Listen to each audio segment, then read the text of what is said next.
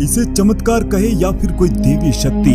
38 साल पहले जो हादसा हुआ था, आज उस बात को काफी समय बीत गया है, लेकिन शरीर आज भी मौजूद है।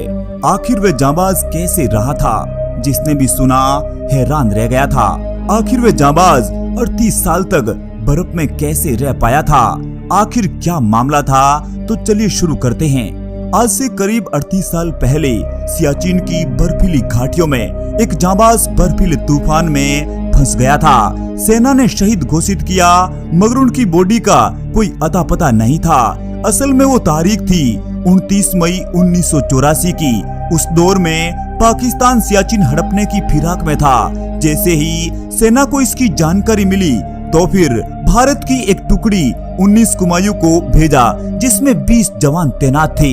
सियाचिन की बर्फीली घाटियों में 20 जवान धीरे धीरे आगे बढ़ रहे थे।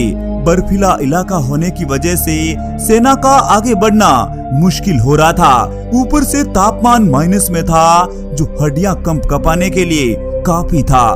लेकिन नल्ले पड़ोसी को भी जवाब देना था।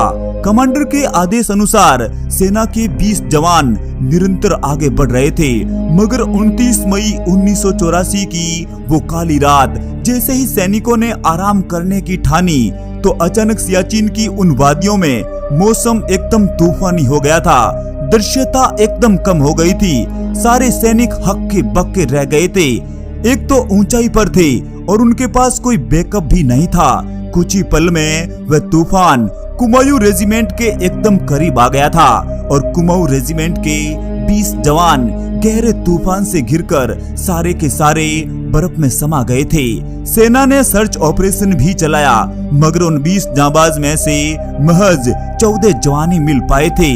5 जवान उस बर्फ में कहीं मिले ही नहीं थे। लेकिन यह पक्का था कि वे भी शहीद हो चुके हैं और फिर उन्हें शहीद का दर्जा दे दिया था। मगर आज 38 साल बाद जब भारत आजादी का अमृत महोत्सव मना रहा था, तभी 38 साल पुरानी एक डेथ बॉडी मिली है, जिनका नाम चंद्रशेखर हरबोला बताया है। चंद्रशेखर हरबोला उत्तराखंड के निवासी थे, जो 1975 में सेना में भर्ती हुए थे।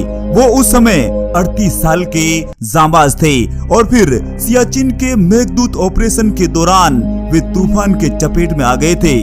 उस समय चंद्रशेखर के 2 बेटियां थी और फिर चंद्रशेखर की पत्नी शांति देवी ने उन्हीं बच्चियों के सहारे अपना जीवन चलाया था। यहाँ तक कि उनके घर वालों ने अंतिम संस्कार भी कर दिया था, और वह भी बिना डेथ बॉडी के।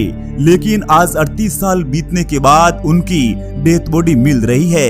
यह किसी चमत्कार से कम नहीं है। जो आंखें 38 सालों से तरस रही थी, लेकिन उनका विश्वास पक्का था। उत्तराखंड के हल्द्वानी में आज उस शहीद परिवार का पार्थिव शरीर लाया जा रहा है। पूरा उत्तराखंड शहीद को नम आंखों से विदाई दे रहा है। भारत माता के ऐसे सपूत को बार बार वंदन करते हैं। जय हिंद, वंदे मातरम।